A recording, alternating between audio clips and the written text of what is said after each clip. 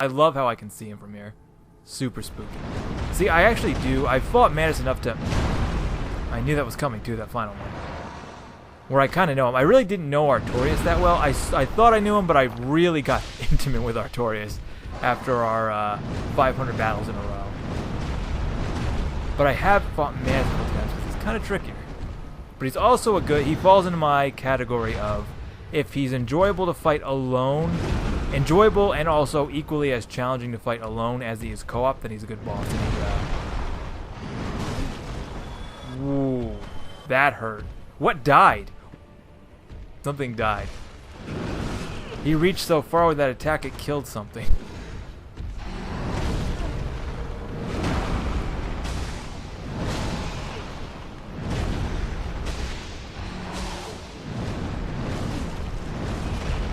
Really thought I cleared that. That is rough. So, going into attempt number 2 on Manus, I was feeling pretty good until right about here.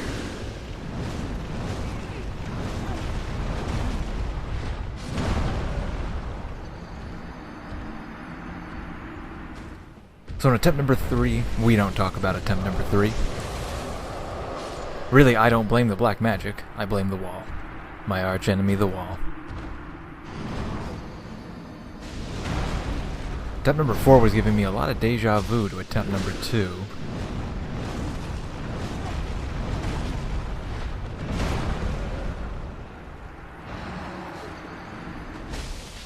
Then, on attempt number 5, I got Manus down to this much of his health.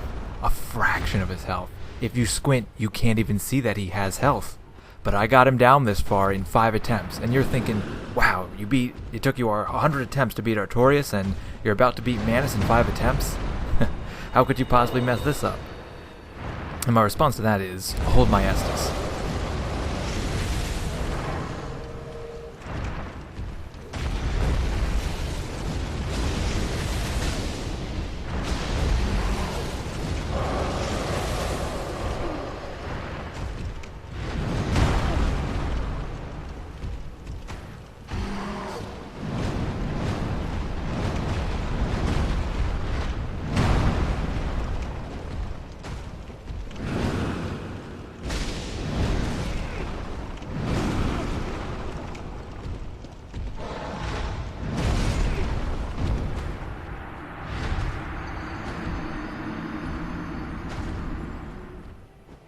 Fueled from my anger from attempt number 5, beating Manus ultimately wasn't that difficult. And some of that is due to my level, but a lot of that is due to my knowledge of Manus. I've fought Manus more times for a longer amount of times because he is challenging, but the fact that I fought him so many times because he was normally challenging on a regular playthrough meant that I knew his moves and attack patterns a little better. For the first half, he's relatively aggressive. You can get away from him, but he will chase you down, but you can break line of sight. Most of his moves require you to get relatively close to him, like close near his front, to his side, to his back, and then move away and repeat. If he does anything really dangerous, like his spam attack, you just move away from that. Once you get him down to half health, right around there, he starts throwing in dark magic, and most of the dark magic is easily avoidable. The most common one that rains down from the sky, you just need space to run away and roll from. His shotgun attack is just, really it's easily avoidable as long as you know he's doing it, just last second dodge to the side. And it really doesn't do much damage unless you get hit point blank. And his last one that travels out and then comes all back inward, you can use the silver pendant to deflect it, but it's just as easy to be very close to him and it won't hurt you at all. Just be really close to him and the spell just dissipates, it doesn't make contact with you. So, in summary, anticipate his attacks, respond accordingly, learn and understand how to avoid his dark magic. Be aware of your surroundings. The arena's big, but you can get back into the spooky wall. And don't, under any circumstance, die when he has a fraction of his life left. If all else fails, summon Sif. I'm pretty sure we can kill Dusk right here if I were to swing. I thought I might accidentally kill her, but I didn't, so she's alive. And then you just kind of leave her here, just like, I guess that's kind of Dark Souls. For the most part, the story of the game, you influence things, but rarely are you like doing things. I don't know. It's like she's good, so okay, we'll just leave her down here in the spooky, scary abyss basement, which There's lore stuff. There's lore. It's there. You can get it if you want to. Furtive pygmy and all that good stuff if you believe, if you want to. That's the thing. It's like things are probably the way that most people have concluded they are, but ultimately the story is still up to you. Like I might interpret this as like, I don't know, something stupid. Maybe the third coolest bonfire after like the Abyss, and I don't know. I really like some of the ones in Seaths. The question is, I kind of like being level 111. It's good 111th birthday. It's a good level to be, or birthday to have. So, and I'd have to do a bit more to get up, but I kind of like this level. I think there's a few things we can go spend our souls on. So now that we're done down here, as much fun as this was, let's get back upstairs. The DLC I've already talked about a little bit, but it is one of my favorite areas. I really do feel, even though the DLC is, I wouldn't call it short, I'd actually call it just right. It's not too long, not too big, not too small, not too short. I feel the DLC, its bosses, its enemies, its structure is all just right. I feel it's like perfect Dark Souls in a nutshell. But it is always sad to be done with it, because typically the way I do the DLC usually means I'm just about ending the game, and I'm at an odd juxtaposition where I both am dying to be done with this, because this has been going on far too long, like most of my stuff, and I'm also sad. It also makes me, just the other day I was thinking, oh man, I want to play Dark Souls again, and I was thinking like just doing a regular, from the start again playthrough, but it's like, no, I got so many other games to play, so many other games, and this was kind of going to mark like, not only one of my biggest challenge runs, but hopefully the end of Dark Souls for a bit. But even that said, it's like I haven't touched Dark Souls 2 in forever. I want to get 3. I'm like, I really am on the verge. I'm this close to getting a PC. Really close. Let's see. So, let's purchase something from Goth. Do we have everything we want? I think we do. So, we're going to go ahead and commit the worst sin of all kind, and we're gonna fight Goth.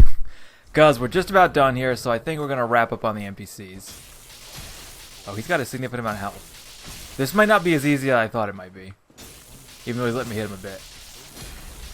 Okay, this could get dangerous quick, even though I just killed 2 of the toughest bosses in the game, in my opinion. He could body slam me into oblivion.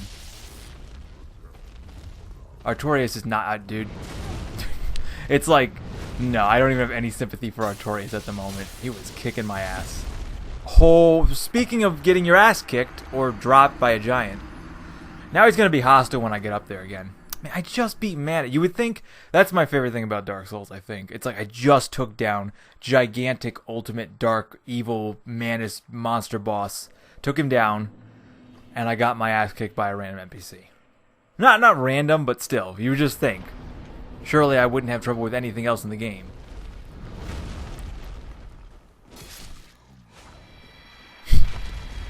Yeah, humans are pretty bad. And it's too bad that the only way to get these, Goth's helmet, armor, gauntlets, and leggings, is to kill him. Same with Lord Blade carrying downstairs, who we're going to kill next, spoilers. And Goth's great bow. I don't think there's any other way to get that either. It's very odd to me that the only way to acquire these items, like, it would make sense if we, like, completed Artorias' questline, defeated, like, say we complete Artorias' questline, then we could trade him his soul for all of Kieran's stuff. All of it, because I think if we trade it to her, she gives us her weapons, and then disappears. I believe is what happens, but if we go down to kill her right now, we get all of her stuff, including her weapons and her armor, which I really like her armor. It's really good lightweight armor, and it looks cool. And for Goth, it would be cool if we killed Calamite and went back to him and he was like, oh, you're good, here's my stuff. But that's not the case. The only way to get it from him is to kill him. Same with Chester, too, although that makes more sense. With a person like Chester, you don't feel quite as bad. But with Goth, it's like, clearly, like, he's a good guy. So, I don't know. It seems like not an oversight by the developers, but, like, the option would have been nice. Dark Souls is kind of a strange game where you can make choices like that, but it's sad when it's like, you want this, you gotta be the bad guy. We could level up, but I really don't want to. Then again, if I don't do that, we're gonna lose all our stuff to Calamite, so I'll probably just end up leveling up anyways. Well, let's do 2 things right now. Let's level up, because I don't think I have anything else to spend my souls on. We're just at that point in the game, so we'll level up. I don't feel bad about it. I fought tooth and nail at a low level for a long time. We're at the end. Let's go endurance. Always could use more endurance. Yeah, I'm almost certain if we hand her over the soul, she'll just give us her weapons and then go away. But, this is the problem I was talking about. We gotta be the bad guy. For some reason, we gotta be the bad guy. And she's tough, too. She's not a pushover. Okay, I can normally nail that. I actually should practice that now because when I eventually beat Calamite, we're going to need to know how to parry real well. Which is actually the opposite of the last, 50 bosses I've been fighting. There we go. Because that is how you take down the final boss. I mean, I don't have to parry to beat him, but it's highly recommended. And I like that she has different fighting stances. She'll do different things. She actually has Lloyd's talismans, which will prevent us from healing. Chug. All right. Well, I can't do that again. Oh, I nailed that. Ooh. If she bleeds us out, that'd be bad.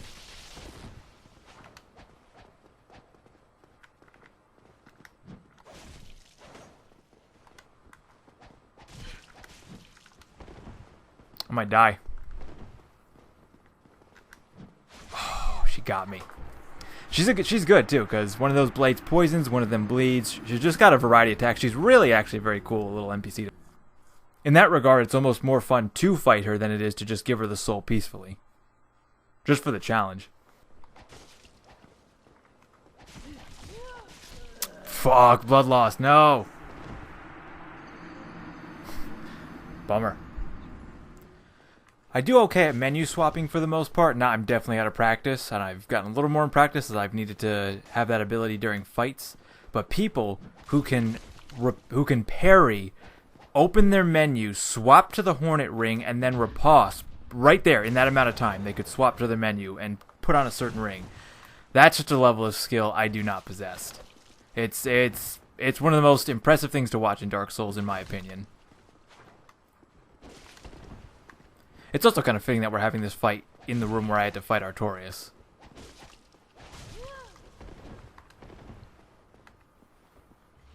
Yeah. I love it, because I think it's her. And does anything else in the game throw Lloyd's talismans at you? Other players, obviously, but man, it's really cool that she does that. Because it's a small thing you wouldn't think about, but it's then all of a sudden it's oh, I can't heal. Oh, she got me now. I got her. Well, you see. The parry. And I believe we get everything for that. We get her Dark Tracer and Gold Tracer. And her full armor set. So if you traded the soul, I'm almost certain she gives you her weapons, the 2 Tracers. But you don't get her armor. Her armor is just really cool. It's so late in the game now. And I prefer what we have, but I really like the leggings and the gauntlets are really good. There's no way it's going to pass over the Shadow Gauntlets right now, but I might go and upgrade those for the final battle, or if I have the trouble I'm anticipating I'll have with Calamite. I got through Artorias. I got through Manus. Mind you, I got through Manus. I would credit half and half to Manus. I would credit half with Manus because I think he was more susceptible to my build, and I was more in the zone, so to speak, quote unquote, to fight Manus, but also I know Manus better than I knew Artorias. I fought Manus more times longer, so I sort of knew his moveset. And the other half of that was I had to level up significantly to finally beat Artorias, and I was already leveled up significantly to fight Manus. If I had been that low fighting Manus, I think I would have found a similar problem. Now all that's left is our good boy over here.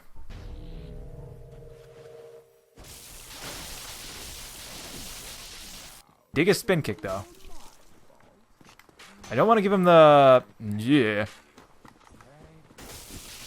Okay. Gonna just spin to win. He spun to win.